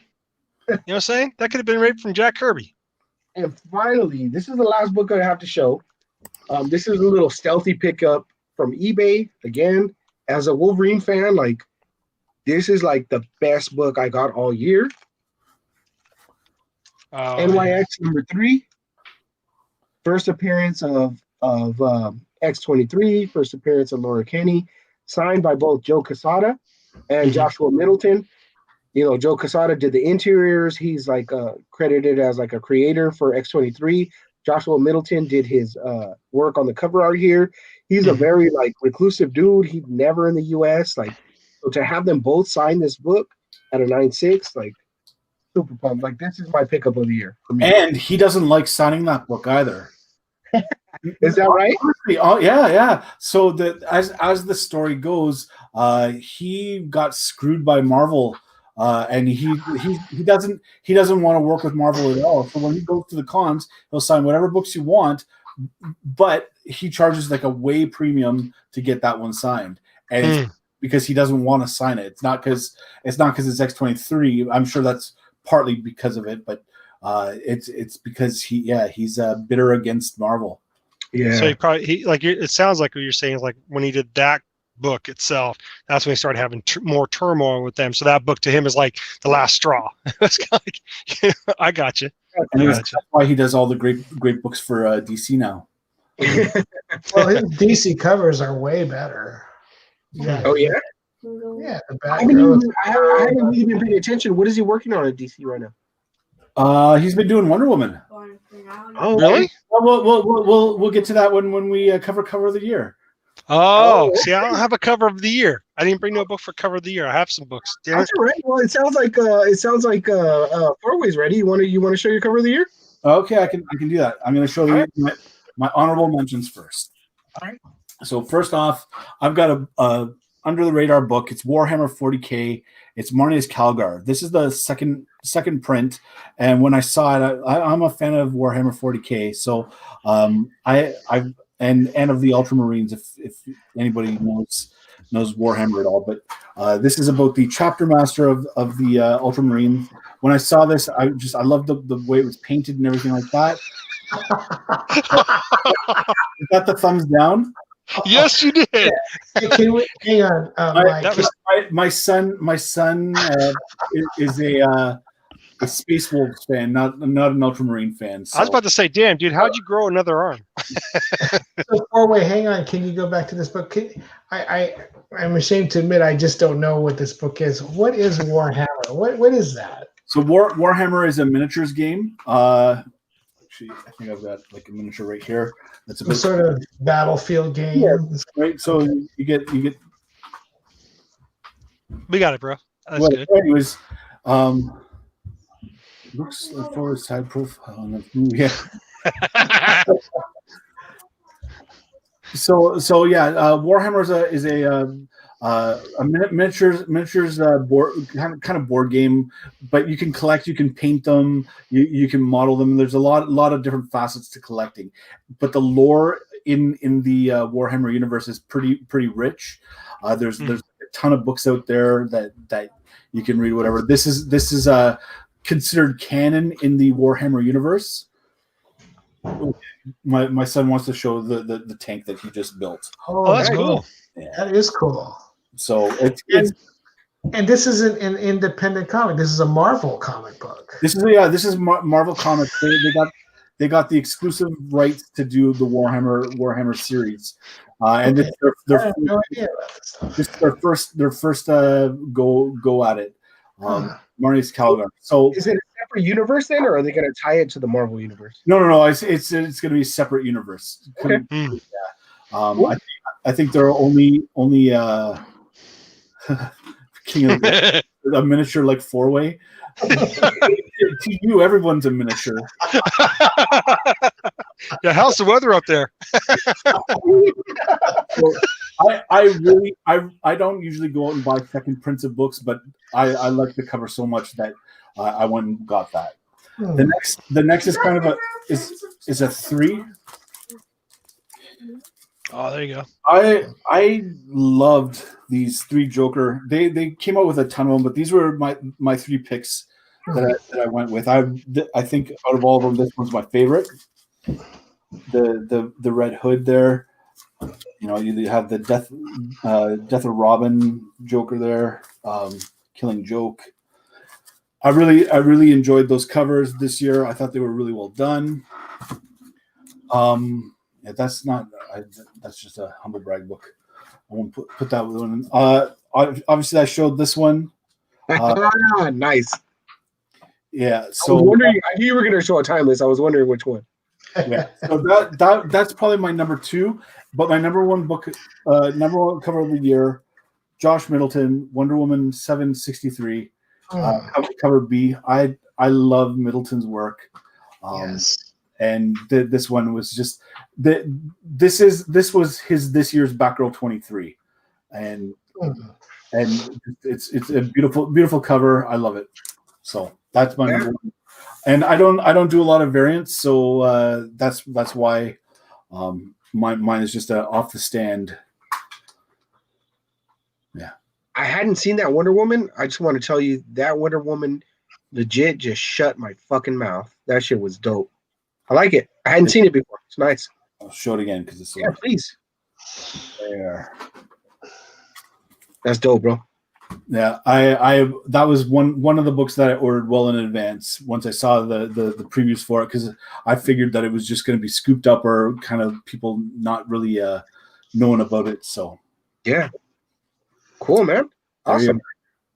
All right, CBA, you want to go? You want me to go? I don't care. I ain't tripping. No, I think I showed all my stuff already. Okay. Are we on to the next question already? Or? What's cover the year? So I will. Let me show real quick. I gotta. Yeah. So real quick, I'm gonna show my as honorable mentions. You know, everybody was talking about the timeless variants, right? CBA showed his. I'm gonna do like a quick little honorable mention. My top 5 favorite covers of the year for just for the timeless. That's an aside. So number 5. I thought he's love me some Ben Grimm. Yeah, man. Like, and I'm really glad you said it, because I was about to say I love me some Thing. So I appreciate that you said it, Ben Grimm. That's way better. But it was dope. Number 4. This fucking costume for Storm is my favorite. Like, this for me, CBA is like, this is my Black Widow right here. Okay. Just so you know. Okay. Mine, not yours, mine. All right, number 3, the Spidey. See, that Spidey to me looks like it should be upside down. Yeah. Yeah, I think it does. I don't know, like what's he doing with his hands? It makes sense. Exactly. Sense, yeah. He's shooting webs with his hands, bro. Yeah, I bet he should. Number 2. Yeah, good choice. And I'm sure you've guessed my number 1. Yeah, maybe. His Wolverine, yeah. It was really good. Like, short, stocky, aggressive, angry. That's Wolvie. And that brown and orange suit, like, it brings it home. Did you get all of the variants, or? I did. I ordered them like ahead of time. I pre-ordered them all, and just like. So did I. Yeah. I didn't want to play around with it. Like, I don't want to lose any. All right. So I really have. So my number one cover of the year is a set of 4. It's a set of 4, but all right. I'm gonna go down. I'm gonna count down. It's 3, 2, 1. Okay. Mhm. Number 3, Wolverine. Number 1. It's a facsimile. No, it's a reprint of the original. Kind of. No, it's not a reprint of the original. It's a cover swipe of the original Wolverine number 1. Yep. Dope, badass. He's not Patch. He's still wearing. I'm a sucker for the brown and orange suit. It's one of my favorites, and he's standing on top of all the villains instead of just a bunch of ninjas. Dope. Now tell us about the that up and coming artist. What little known, right? So, I wish I could tell you. I don't Well, know. maybe Mike can tell us then. isn't that a Creighton Crane? This is not. No, it's not a crane. No, I thought No. it was. No. After Bushima. No, this is. I'm not sure. I can't read the name, but it's not a crane. I'll find out. K. Lingle. Colonel Lingus? I don't know. Cunnilingus? Scissor my timbers. All right. So my number 2 is a set of 4 because it's you'll see. Wolverine number 1 after McFarlane. I love me a cover swipe, as you guys can tell. Oh, that's a good cover. This is the trade dress. Here's the Virgin. Here's the Virgin in the X-Force suit, which is my favorite suit. That's a cool suit, bro. And here's the black and white. All right. And for the last one, this is a gift. This was like a joint gift between the homies, So Comics and AG Surfer. Oh, the banana. A banana. So that's what I got. That's all Nice. I got. Taddy, you got a nomination for cover of the year? Bro, I don't know if when you guys zoomed out and I wasn't in the picture, but that's how I was trying to go find my books, but I already put them all away. So that sucks. It sucks for me. I guess I'll just go back to this. This was the cover of the year for me. Oh, that's not this year, bro. Come on. I know. No, I just put all my books away. When I finally got out of this whole being stiff and sore, I worked on putting all my books away. I mean, I really pulled all my short boxes out, start putting them all away. So I can't find them. That's what I tried to do for about 5 minutes. Well, you I can couldn't just find a tell single us cover. what it is, right? What is it? Yeah, see, I don't know, because I really do like the latest Spawn cover. I think it was 313, I believe it is. Yeah. Yep. I really like that cover a lot because that to me takes it back to old school McFarlane. And I do like the new Batman though. I really do. The newest one with Lucius's son being Batman. I have that one as well. But see, I just wish I had a physical book. So maybe next show I'll have a physical book to show, so I can actually show. But I mean, there was a lot of nice covers. But I mean, if it had to come down to it, any Art Germ or Alex Ross cover, I would say like my favorite right now. Yeah.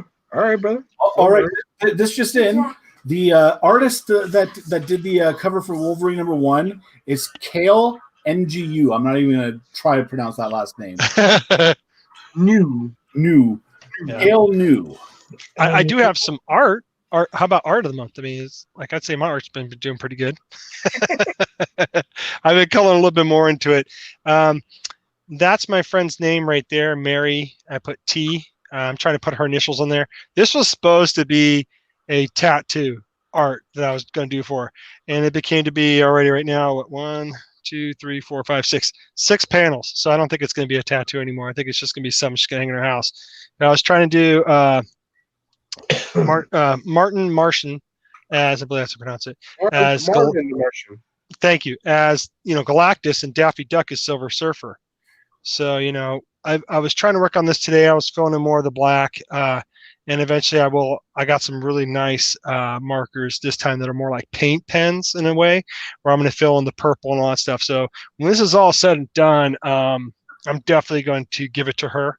I'll probably keep the original and give her the poster of it because this is like too much crap to give to one person. I'm sorry, but I mean it's big, and I've been working on that hard. just try to get it finished and done. But it's coming together pretty good right now. It looks almost like a Velvet Jones because it's just all in black and white, which is great. Makes it pop. But it'd be hard. I don't know. Maybe I can hold up 2 panels at least. I probably can't hold up all 5 of them. You can see some of it's happening right there. Thanks, man.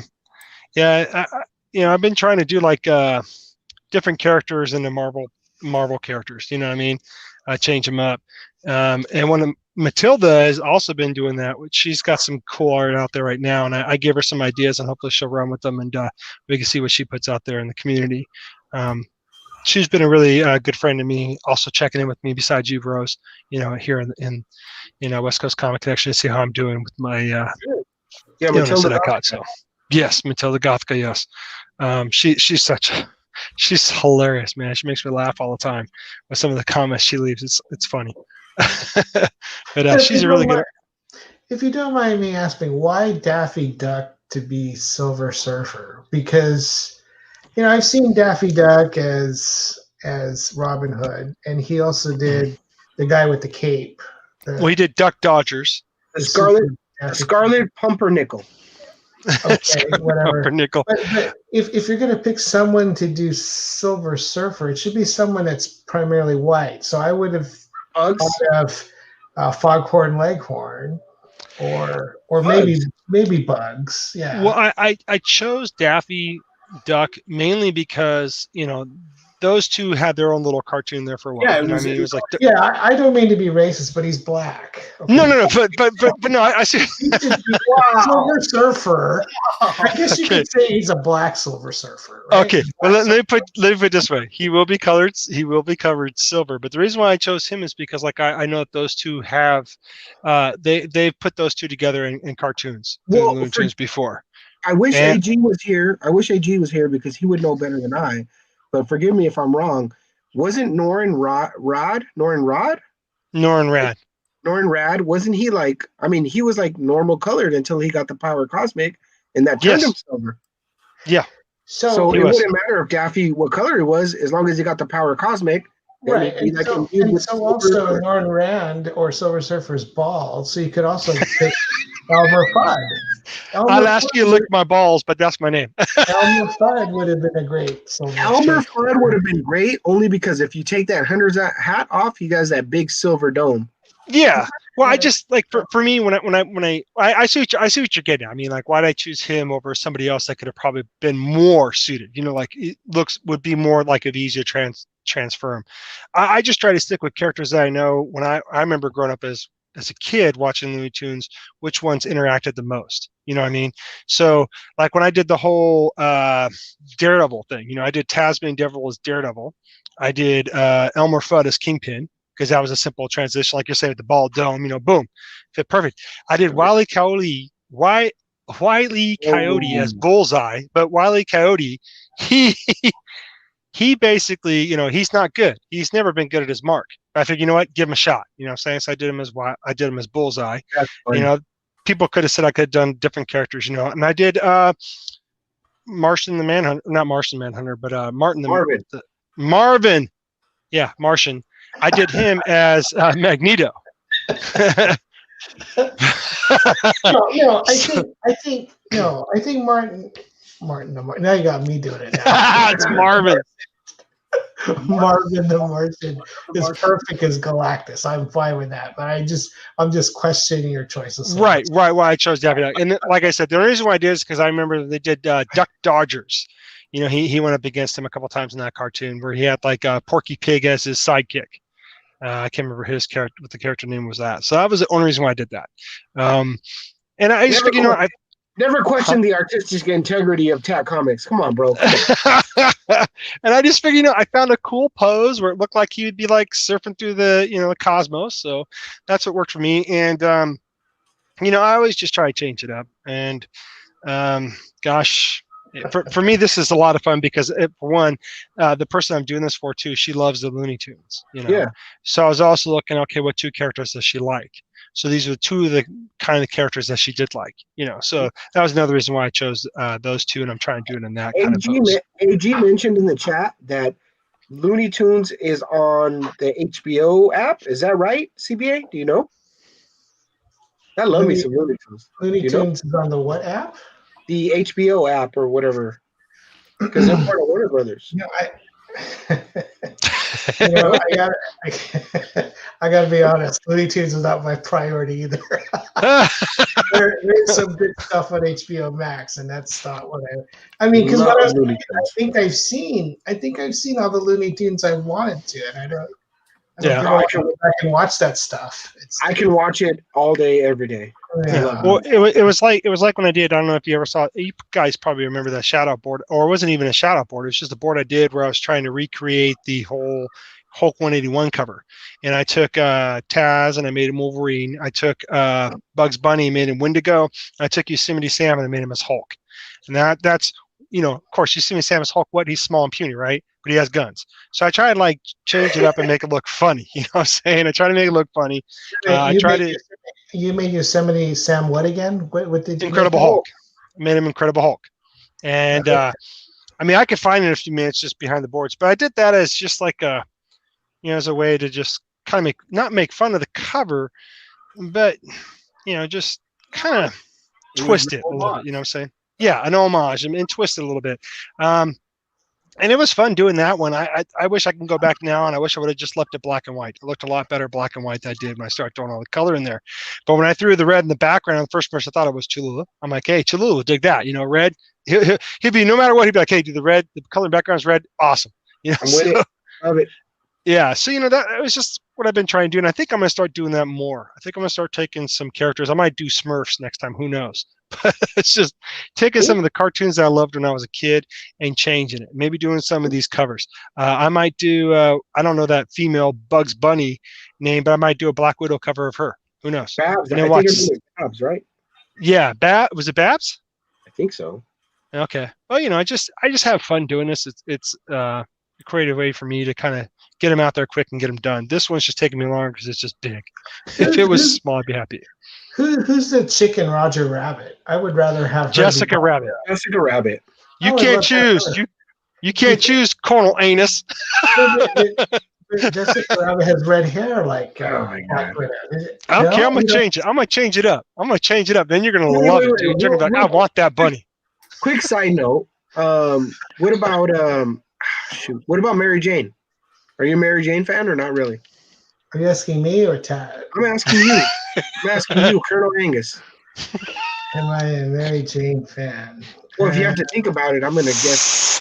Mary Jane. Oh, Mary Jane Watson. No, he's not.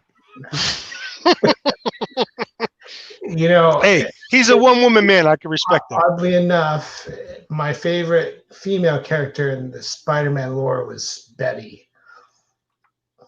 Betty Brant. Oh, I'm thinking Betsy Ross. Betty Brant, yeah. Yeah, I was like, did he say Aunt May? Did he say Aunt May? Oh, God. Oh, my God. All right, guys. Dude, can you guys believe we're almost at about an hour and 40 minutes here? An hour and 40 minutes almost. I say we're gonna start wrapping it up. I'm gonna go around and I want everybody to say two things, hit 2 points real quick. Number one, I think CBA already answered it, but what is your goal for collecting this year? Just like real quick. And then number two, who's your favorite Looney Tunes character? And Fourway, go. All right. My goal for this year is to get a big book. I don't know what it is. I haven't come across it yet. Because it's in fluid motion, right? I might be able to find an Avengers #1. I might be able to find a Daredevil #1. And when that opportunity comes, whatever it is, I want to be prepared and get it this year. Would those be the top two on that list of the short list? I would love.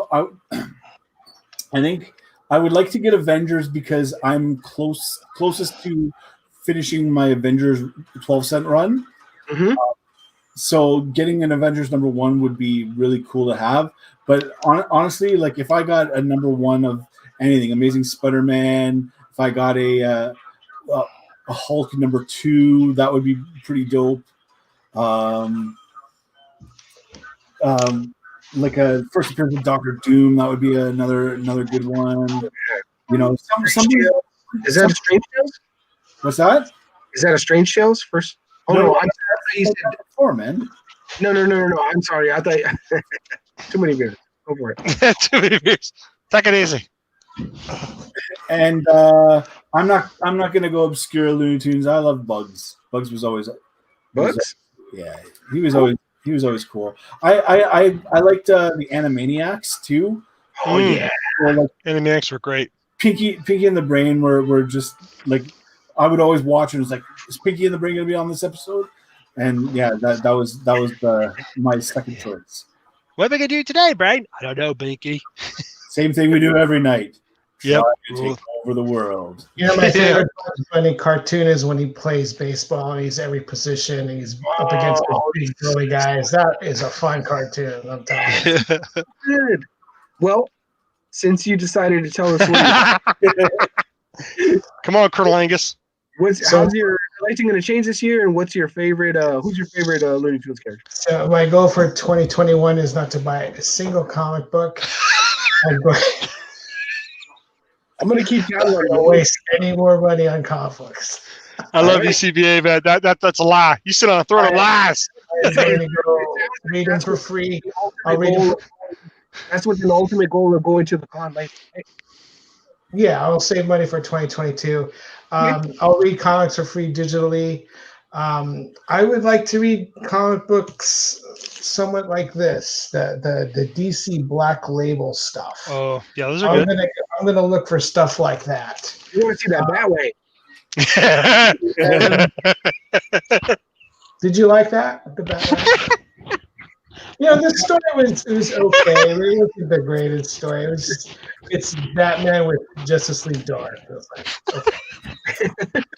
okay. What is Tat laughing about? What the? Batwing. I gotta show you I just grabbed this real quick. I thought he was going to say he wants to be a Batwing. Real I'm quick. gonna grab my Batwing. This is my Looney Tunes jacket. Oh, that's dope. Have you seen that before? This is the back. Oh, that's hella dope. I got 2 pocket watches of Taz. And my favorite Looney Tunes character is Tweety Bird. Tweety Bird? Tweety Bird. Really? Okay. All right. He only drops March Sylvester. It's fun. Yeah. All right. Yeah, that's respectable. All right. Thanks, CBA. Oh, right on me. Look at that. I didn't even give him a chance. Your turn. Okay, for me, like I said, it's going to be finding those 2 books that have been eluding me for years. The one issue that I need for Transformers and the one issue that I need for X-Men Classic, Volume 1. Those are going to be 2 ones. Because the reason why I say those 2, because I haven't found them. I would say my X-Men number 13, but I already have that. I mean, I don't have it in my possession, but I know where it's at, and I can go look at it any day for free and put money down on it. So that would be my resolution, is finding those. Well, finding those 2 books and getting that 1 book. But for me, it's always been Taz, and this is the cover I was talking about. I did the Hulk 181. That's dope. Yeah, and I believe it was Joker 68. Oh. No, Joker 68. He was the YouTuber that when he saw me doing this, he asked for a copy, so I just sent him a copy. He says he still wants to buy a print off me one of these days. I don't sell my stuff. I just don't. I feel guilty asking somebody for money. So yeah, and I just probably put myself down a dark rabbit hole with that one. But I don't want to charge for my artwork. You know what I'm saying? I just love doing it, and if it brings somebody joy, that's all that matters to me. But my favorite, always hands down, has always been Taz. I love Tasmanian Devil.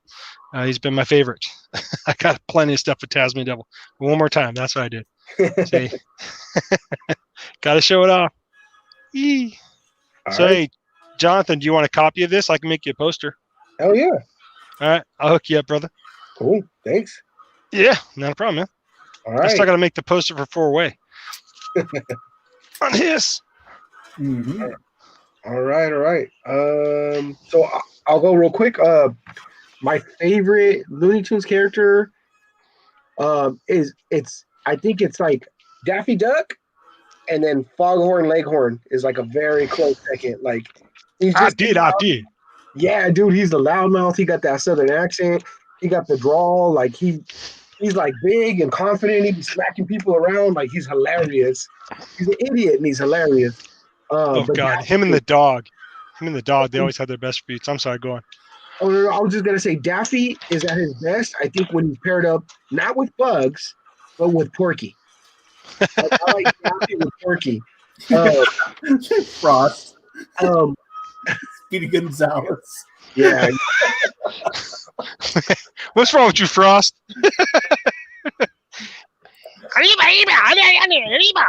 I'm Snowpoke Rodriguez, Speedy's cousin. but yeah, like I think Daffy's actually at his best with Porky. There's an episode where he's doing a radio game show with Porky, and it's like a radio trivia game show. Fucking hilarious! If you ever see it, I don't know that one. What are you talking about? Is that old or new? oh, it's way old. It's way old. I'll find the link and I'll send it to you. Okay. I'll send it to you. My favorite one of them is when they're Robin Hood and Friar Tuck. Oh my God. Don't you worry, ever Robin Hood will soon be near. Yeah. Those- I would, and then and apparently CBA doesn't know this one. You guys know the Scarlet Pumpernickel, right? I remember it. I remember. I'm thinking too hard, so I probably don't. Scarlet. He's saying this Scarlet Pumpernickel, like that's the way. I don't know. It was dope. So that's I'll take my your favorite. It'd be Daffy and Foghorn, and then as far as collecting habits for the new year, I don't know. We'll see what happens. I'm gonna keep doing the mailaways. If we got some good stuff, we got Kevin Eastman coming up with CGC pretty soon. Oh, yeah. I'll probably send a couple of books to him. There's a Delato. I'm a little reluctant to send when it's a younger guy, just because the chances are I'll catch him, at a con. But I don't know. And Eastman still, like, he's still fine, but I don't know. I might as well send it in. I don't know if I'll ever catch him at a con or not. So we'll see. I don't think Delato comes to America that often, though, right? I mean, he's a European dude, right? Right. So yeah. Yeah. I don't know. We'll see. But, I think AG sums it up though on the Looney Tunes. You gotta click on that. Looney Tunes equals Mel Brooks. Well, Yeah. Mel Blanc was the voice, but I think I don't know. Correct me if I'm wrong, I AG. think he was going for Mel Blanc. Yeah, Well, but he put Mel Brooks. But Mel Brooks is hilarious too, though. That's what I'm just saying. It's like the two, they're good. He's saying that they're both equally as funny as each other. Either way, Yeah. I'm good. But anyways, guys, I don't know. That's all I got. Can I give a second shout out? I'm Wiley getting the hook stage over here. Coyote, man. Wiley Coyote. Wiley Coyote. That's Yes. my number Superb genius. Any final thoughts and shout outs before I get like clobbered over here? No, thank you very much for having us on. Thank you to everyone watching. Thank you, John. Thank Thank you guys. Like, that are watching this in the rewind. Yep. All right, that's all I got. Until we see you next time. It's your West Coast Comic Connection. Keep sucking all the comics. Ah.